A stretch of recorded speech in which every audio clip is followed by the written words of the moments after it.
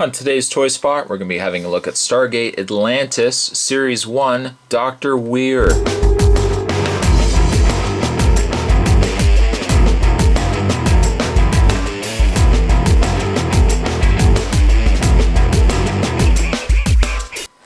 And before we actually have this figure out on display and we have a closer look at it, we're going to first have a look at the packaging. And the packaging is probably one of my favorite of these Stargate figure packages. I quite like the blue, and as you can see, you can make out Atlantis, I think, in the background. I don't know if you guys can see it or not, but we got Stargate Atlantis on the top here, and then the Stargate Atlantis Pegasus Galaxy ring. Actually, no, that's the original ring, because the Pegasus Galaxy, I believe, just had the almost like braille dots that made up the locations or destinations. But a nice looking packaging. It's definitely one of my favorites. And as you can see, picture Dr. Weir down there, down the front. On the back of the packaging, the read up here, and I think I mentioned before, the read up, what they've done is, because this is one packaging that represents all the characters, they actually put the read ups for all the characters together. So the read-up on Elizabeth Weir in the middle here says, Dr. Elizabeth Weir was already an accomplished diplomat before learning of the existence of the Stargate Atlantis expedition. She quickly accepted command over the facility and has been responsible for averting catastrophes of a galactic scale, thanks to her tireless dedication and unwavering commitment. And then the other figures in this wave, are Lieutenant Colonel Shepard, Field Ops Shepard, Wheeled Ops Weir, or did I say Wheeled Ops? Field Ops Weir, Dr. Weir, and the Wraith. And then you can receive a free Steve the Wraith figure with 4 proofs of purchases. And as you can see, though, it is just a repaint of the regular Wraith figure. And being that these are from, I believe this packaging is from 2007, it's probably very unlikely that I'm going to be able to get this free Wraith figure. If I do, got our fingers crossed, if we do, I'll do a review of him as well. As well to note, complete the Stargate. Characters from Series 1 and Series 2 of the Stargate Atlantis line each contain a piece of the Atlantic-style Stargate. Collect one of each character to complete your own figure-sized display. I think it's rather cheap that you actually have to collect both waves. It's not enough that you collect just the first wave, but you have to actually collect the second wave to get the whole Stargate. Yes, it's smart from a marketing end, because of course you can't just pick the first wave up. You have to wait and buy the second set when it comes out so you can get the rest of it finished. But I don't know. It would be nice if they could have a build a something per each series.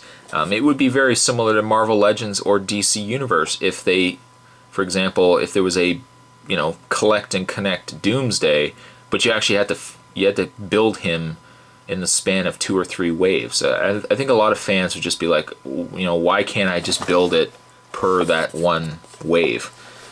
At any rate, though, there's Dr. Weir in package. What I'll do is I'll get this package opened up, and then we'll get a better look at Dr. Weir. The Dr. Weir figure. So stay tuned, guys. Don't go anywhere. Lots more to come. If you're watching this review, it's very likely that you're a Stargate fan. If you're a Stargate fan, then it's very likely that you've watched my review of Lieutenant Shepard, Colonel Shepard, and if that's the case, you know that Shepard actually came with a piece of the Stargate. What I'll do is, as I'm reviewing these figures, I'll start putting the gate together so you can see the finished gate at the end of all my reviews. So what we have is we have Lieutenant Shepard's piece of the gate, we have Dr. Weir's piece of the gate. Oh, just like kindergarten, guys. You gotta build these, put these together, snap them together. There we go. That was a little harder than I expected it to be. As you can see, about half the ring is completed. And it's a nice looking ring. I mean, certainly it's going to be a lot nicer when it's finished. But there you go, guys. 2 parts of the ring is finished. And now that that's out of the way, let's get a better look at Dr. Weir here. And I have to say, it's once again they did a great job on the sculpt of Doctor Weir. I mean, it looks like Doctor Weir. And as you can see, she's got her jacket on here. A rubbery plastic making up her jacket here. But I mean, excellent job. Definitely an excellent job that they've done on this figure. Give you guys a turn around here. And on the side, you'll see Stargate Atlantis patch on one side and the United States flag on the other side. Now, if this was a review of Dr. McKay, this would be a Canadian flag. And that was actually one aspect I liked about Stargate Atlantis, was the fact that they did actually make note of the fact that, you know, different members were from different countries, and then they were all represented by their flag. I kind of thought that was neat. That was a good idea. So there we have Dr. Weir. Great looking figure, like I said. In the way of her articulation, she has... It's not really a ball joint. It basically can move, her head can move left to right. Not really up and down though. And it might just be for no other reason than the fact that her hair, see her hair goes further down on her neck, probably is preventing it from moving up and down. She has this weird, I mean it's kind of a ball joint. I think it's just a pin and socket joint. But her arm can move in and out. She can rotate at the bicep. She can bend at the elbow, and she can rotate the wrist. She can't rotate the waist, which is actually surprising. She can bend the leg back and forth. You can't bend it out, but you can bend at the knee, and you can also rotate her foot.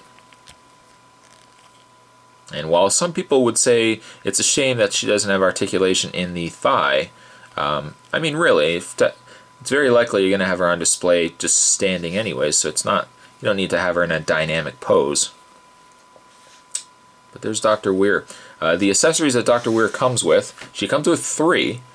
First of all, she comes with a ZPM or ZPM, depending on where you're from.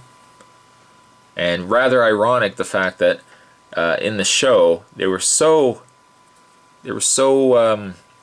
desperate to get more of these ZPMs, and yet ironically most of the figures in the Stargate Atlantis sets seem to all come with ZPMs. So if only they had their own figures, they would have an abundance of ZPMs. But she does come with that. She does come with her War and Peace book, which actually, you know, is pretty good for the size and all. It's a nice looking book. And it doesn't really look as if she can hold it. That's the only downside. It kind of looks like you can open it, but you can't. It's just one solid piece. But it would have been nice if she could hold it. Not unless she just wanted to, you know, just have her elbow bent like she was carrying her book to her desk. You know, she was going to go read it later. And lastly, her other accessory that she comes with is a ancient drone. These drones are, if you've watched the show, you know these drones have been, you could fire them from the puddle jumper. Atlantis had these drones as well. But kind of neat that you get these. I think that's really nice that they include those in. And so there you have the accessories for Dr. Weir. A great figure. Probably not one of the strongest in the set, but if you're a fan of Atlantis, I mean, no brainer to pick this one up.